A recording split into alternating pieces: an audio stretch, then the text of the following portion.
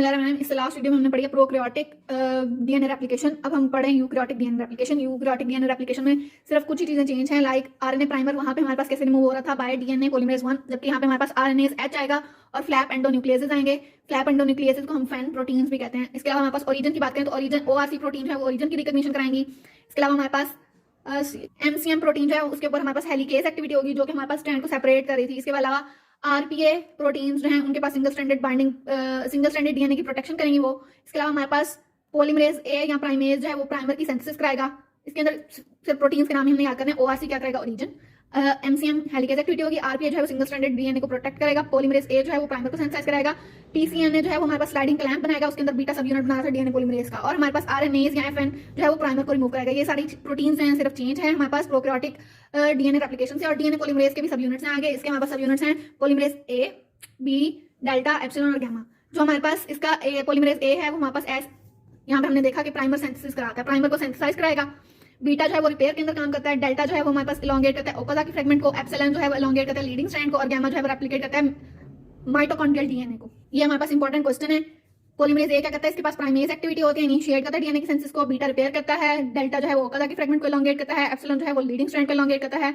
और हमारे पास जो गामा है वो माइटोकॉन्ड्रियल डीएनए को रेप्लिकेट कराता है। ये एक पिक्चर पीछे से रह गई थी। आरएनए प्राइमर को इलोंगेट कौन कराएगा, डीएनए पॉलीमरेज 3। आरएनए प्राइमर से आगे इलोंगेशन, आरएनए प्राइमर को एक्साइज कौन करेगा, पॉलीमरेज 1। गैप को फिल कौन करेगा, पॉलीमरेज 1। और निक को कौन फिल करेगा, डीएनए लाइगेज। इसके बाद हमारे पास आते हैं टीलोमेयर। टीलोमेयर हमारे पास कम्प्लेक्सेस हैं डीएनए और प्रोटीन के, जो कि हमारे पास लोकेटेड होते हैं एंड्स ऑफ लीनियर क्रोमोसोम पे। यानी कि जो भी हमारे पास क्रोमोसोम है उसके एंड में हमारे पास कुछ डीएनए के फ्रैगमेंट होता है जो कि प्रोटीन से बाउंडेड होता है, उसको हम टीलोमेयर कहते हैं। टीलोमेयर जो है वो हमारे पास इंटेग्रिटी ऑफ क्रोमोसोम को मेंटेन रखता है और इसको प्रिवेंट करता है by the attack of nucleases. Nucleases इसके ऊपर अटैक ना करें, इससे हमारे पास जो है ये प्रिवेंट करता है।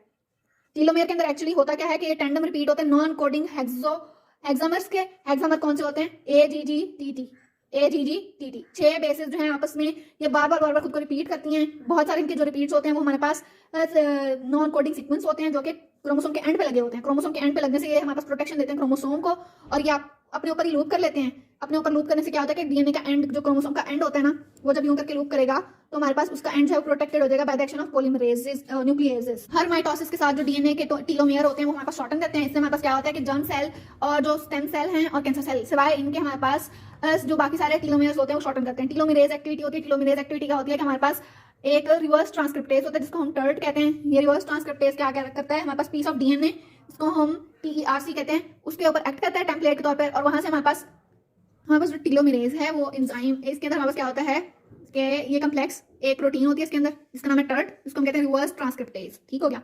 दूसरा इसके अंदर होता है एक short piece of RNA. RNA का एक शॉर्ट पीस होता है। अब ट्रांसक्रिप्शन क्या होती है, ट्रांसक्रिप्शन होती है डीएनए से आरएनए का बनना। जबकि हमारे पास यहाँ पे क्या है, आरएनए। आरएनए से जब डीएनए बनेगा तो रिवर्स ट्रांसक्रिप्शन होगी। इस तरह हमारे पास जो है रिवर्स ट्रांसक्रिप्टेज एक्ट करेगा। आरएनए से हमारे पास जो है वो डीएनए बन जाएगा और इसको हम कहेंगे रिवर्स ट्रांसक्रिप्शन का प्रोसेस। और ये हमारे पास टीलोमेरेज रिवर्स ट्रांसक्रिप्टेज यूज करता है आरएनए को एज टेम्पलेट और वहां से हमारे पास सिंथेसिस होती है डीएनए को। इस तरह हमारे पास रिवर्स ट्रांसक्रिप्शन होती है।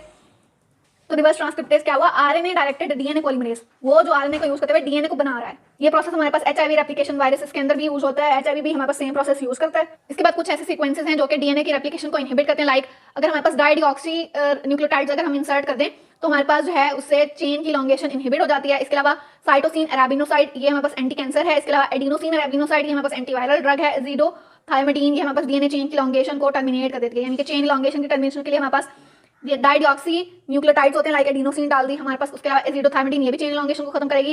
एडिनोसिन अरेबिनोसाइड जो है वो एंटीवायरल है और साइटोसिन अरेबिनोसाइड ये हमारे पास एंटी कैंसर ड्रग है। इसके बाद हम यूकैरियोटिक डीएनए की ऑर्गेनाइजेशन की अगर हम बात करें तो इसके अंदर हमारे पास हिस्टोन प्रोटीन होती है। हिस्टोन प्रोटीन की 5 क्लासेस होती हैं, H1, H2A, 2B, 3 और 4। 1, 2A, 2B, 3 और 4। इसके अंदर हमारे पास क्या होता है, हिस्टोन जो होती है वो पॉजिटिवली चार्ज होता है। इसके अंदर लाइसिन, अमीनो एसिड और आर्जिनिन बहुत ज्यादा होता है और यानिक बॉन्ड बनाता है मैग्नीशियम आयन के साथ। इससे हमारे पास क्या है, ऑक्टामेरिक बीड बनता है जो कि हमारे पास 4 से बनता है, H2A, B, 2B और 3 और 4। ये मिलकर हमारे पास एक 8 यूनिट वाला बीड बनाते हैं। और इसके ऊपर हमारे पास डीएनए जो है वो 2 टर्न लेता है। 2 टर्न लेके तो हमारे पास डबल स्ट्रैंडेड डीएनए इसके बाउंड करता है और हमारे पास बन जाता है क्रोमोसोम इसकी कॉइलिंग की वजह से। और इनके दरमियान में जो लिंकर डीएनए होता है वहां पे हमारे पास H1 प्रोटीन होती है। ये हमारे पास है ऑक्टामेरिक बीड जो कि इसकी वजह से बनना है H2A, 2B, 3 और 4 की वजह से, और इसके ऊपर डीएनए जो है वो डबल टर्न लेके कॉइल होता है और इनके दरमियान में जो दो बीड्स को कनेक्ट करा होता है उसको हम लिंकर डीएनए कहते हैं। उस लिंकर डीएनए पे तकरीबन 50 बेस पेयर्स होते हैं और यहाँ पे हमारे पास प्रोटीन कौन सी होती है, हिस्टोन 1। फिर इसी तरह हमारे पास ये बीड्स के ऊपर कॉइल हो के सुपर कॉइलिंग से हमारे पास क्रोमोसोम की स्ट्रक्चर के अंदर इसके बाद हमारे पास इस चैप्टर का last topic DNA repair. DNA repair के अंदर हमारे पास 4 तरह के रिपेयर है, mismatch, nucleotide excision, base excision, double strand break repair. Mismatch repair के अंदर हमारे पास क्या होता है कि कोई भी एक प्रोटीन जो है ना वो खराब आ गई है, वो गलत लगी है, लाइक एडेनिन के साथ थायमिन ने बॉन्ड करना था, थायमिन की जगह ग्वानिन या साइटोसिन लग गई है, तो हमारे पास क्या होगा कि वहाँ पे म्यूट प्रोटीन होंगे, वो इसको रिकॉग्नाइज करेंगे। फिर वो पेरेंट स्ट्रैंड के ऊपर एक सीक्वेंस होगा जीएटीसी जो कि मिथाइलेटेड होगा, जिसके अंदर से एडेनिन मिथाइलेटेड होगी, वहाँ पे वो उसको रिकॉग्नाइज करेंगे, वो वहाँ पे एंडोन्यूक्लियस निक लगाएंगे और फिर वहाँ से हमारे पास मिसमैच बेस को बाहर निकाल के और गैप जो है वो डीएनए पॉलीमरेज 3 फिल कर देगा और डीएनए लाइगेज उसको सील कर देगा। इसकी एग्जांपल है हमारे पास hereditary non polyposis colorectal cancer, या फिर इसको लिंच सिंड्रोम भी कहते हैं। 5% ऑफ कोलोन का कौन सा कैंसर होता है, यही वाला hereditary non polyposis colorectal cancer due to mismatch repair. ये हमारे पास टोटल प्रोसेस है। इसके अंदर हमारे पास थायमिन, ये हमारे पास डॉटर स्ट्रैंड है, नीचे वाला पेरेंट स्ट्रैंड है। पेरेंट स्ट्रैंड को कैसे रिकॉग्नाइज करना है, बाय जीएटीसी सीक्वेंस, जिसके अंदर एडेनिन जो है वो मिथाइलेटेड है। इससे हमारे पास पता चलेगा कि पेरेंट स्ट्रैंड कौन सा है और डॉटर स्ट्रैंड कौन सा है। इसके अंदर हमारे पास थायमिन ने बॉन्ड करना था एडेनिन के साथ, लेकिन यहाँ पे एडेनिन की जगह गवाइन आ गया तो हमारे पास हाइड्रोजन बॉन्ड नहीं बने। हाइड्रोजन बॉन्ड नहीं बने तो म्यूट प्रोटीन जो है वो हमारे पास इस मिसमैच को रिकॉग्नाइज करेंगी और हमारे पास डॉटर स्ट्रैंड के ऊपर कट लगाएंगे, यहाँ से बेस को एक्साइज करके डीएनए पॉलीमरेज 3 इसको दोबारा से सिंथेसाइज कर देगा और लाइगेज इसको सील कर देगा। Hereditary non polyposis colorectal cancer जो है इसका एग्जांपल है, जिसको हम लिंच सिंड्रोम भी कहते हैं। इसके बाद हमारे पास है न्यूक्लियोटाइड एक्सीजन रिपेयर। पहले तो सिर्फ एक बेस निकाली थी, अब हम पूरा न्यूक्लियोटाइड निकालेंगे। न्यूक्लियोटाइड एक्सीजन रिपेयर हमारे पास अल्ट्रावायलेट रेडिएशन के एक्सपोजर की वजह से होता है। इसके अंदर हमारे पास कोवेलेंट बॉन्ड बन जाते हैं बिटवीन 2 एडजेसेंट पायरिमिडीन्स। इसके अंदर हमारे पास यूवीआर एबीसी एक्सी न्यूक्लियस एक्टिवेट करता है और इधर से हमारे पास जो भी ये खराब वाला न्यूक्लियोटाइड होता है उसको बाहर निकाल देता है और डीएनए पॉलीमरेज 1 इधर से दोबारा डीएनए को सिंथेसाइज करेगा और डीएनए लाइगेज सील कर देगा। इसकी एग्जांपल है ज़ेरोडर्मा पिगमेंटोसा जो कि स्किन की डिजीज है। ये हमारे पास ये सारा प्रोसेस है। एडजेसेंट पायरिमिडीन जो है वो आपस में बॉन्ड बना लेंगे ड्यू टू अल्ट्रावायलेट रेडिएशन के एक्सपोजर की वजह से। फिर हमारे पास यूवी स्पेसिफिक एंडोन्यूक्लियस जो है वो कट लगाएगा, इसको हमारे पास एक्साइज कर लेगा सेगमेंट को ही जहाँ पे ये न्यूक्लियोटाइड गलत लगे हुए हैं। न्यूक्लियोटाइड्स को एक्साइज करने के बाद डीएनए पॉलीमरेज 1 जो है वो यहाँ पे दोबारा से पॉलीमराइजेशन कर देगा, डीएनए बना देगा और लाइगेज जो है इसको निक को सील कर देगा, जो निक कट्स लगे हुए हैं उनको सील कर देगा। ये हमारे पास ज़ेरोडर्मा पिगमेंटोसा की एक पिक्चर है। इसके बाद हमारे पास आता है base excision repair. Base excision repair के अंदर हमारे पास क्या है कि हमने एक बेस निकालनी है। डीएनए की बेसेस जो है वो यहाँ तो अल्टर्ड हो गई हैं या डीएमाइनेटेड हो गई हैं ड्यू टू नाइट्रस एसिड जो है वो इनको डीएमाइनेटेड कर देता है। इसके लाइक अगर साइटोसिन और एडेनिन होंगी तो वो बन जाएगी हाइपोजेंथिन, अगर गवानिन होगी तो वो बन जाएगी ज़ैंथिन। यहाँ पे डी यूटीपी थी, यूरासिल की जगह पे हमारे पास थायमिन लग गई है तो डीएनए की ग्लाइकोसाइलेशन हो गई है। ग्लाइकोसाइलेशन मतलब इसके अंदर सिर्फ हल्का सा मिथाइल डालने से हमारे पास हमने देखा था कि यूरिडीन से थायमीन बन जाती है। इसके अंदर हमारे पास ये है कि यहाँ तो कोई प्यूरीन मिसिंग हो जाएगी, कोई पायरिमिडीन मिसिंग हो जाएगी, तो हमारे पास एपी एंडोन्यूक्लियसेस आएंगे जो कि एप्यूरिनिक या एपायरिमिडीनिक साइट पे जाके कट लगाएंगे। कट लगा के वहाँ पे हमारे पास डीएनए पॉलीमरेज 1 आएगा, वो यहाँ से हमारे पास न्यू सेंसाइज कर देगा, डीएनए लाइगेज उसको सील कर देगा।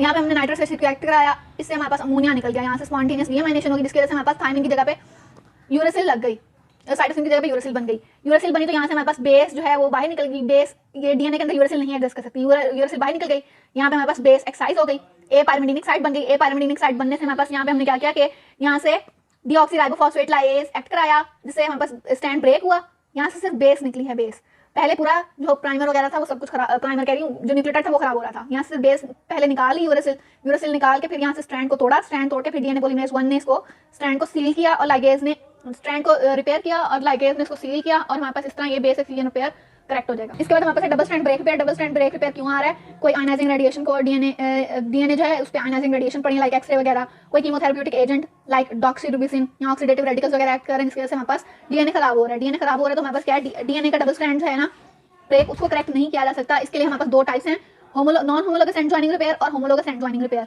Non homologous end joining repair के अंदर हमारे पास ये नॉन होमोलोगस क्रोमोसोम जो है ना उनके एंड्स को हम ज्वाइन करेंगे। उनके एंड्स को ज्वाइन करने से हमारे पास एरर का चांस ज़्यादा और म्यूटेशन ज़्यादा होगी, कैंसर का चांस हो जाएगा और इम्यूनोडेफिशिएंसी होगी। लेकिन होमोलोगस एंड रिपेयर के अंदर हमारे पास जेनेटिक रिकॉम्बिनेशन जैसे कि नॉर्मल होता है between the two homologous chromosome, हमारे पास सिस्टर क्रोमेटिड्स आपस में जो हैं अपने सेगमेंट्स को एक्सचेंज करती हैं, वैसे ही हमारे पास यहाँ पे होमोलोगस रिपेयर आएगा। इसके अंदर लेस चांसेस हैं एरर के और ये हमारे पास लेट एस फेज और G2 phase of cell cycle के अंदर होते हैं। इसके अंदर कौन सी प्रोटीन आएंगी, BRCA1 और BRCA2, यानी कि ब्रेस्ट कैंसर से रिलेटेड प्रोटीन है, ब्रेस्ट कैंसर 1 और ब्रेस्ट कैंसर